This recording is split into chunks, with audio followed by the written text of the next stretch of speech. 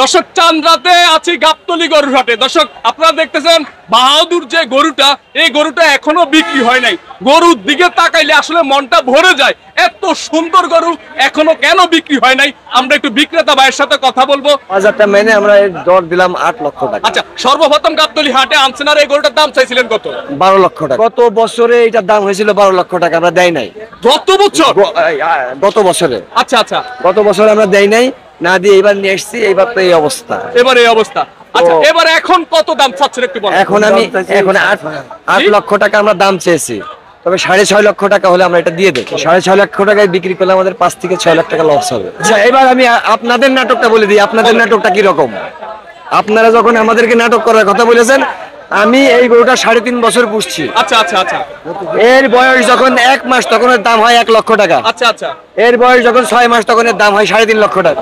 গত বছরে এর দাম হয় 12 লক্ষ টাকা। 12 লক্ষ টাকা দাম হয়। আচ্ছা, আমরা দিয়েছিলাম না।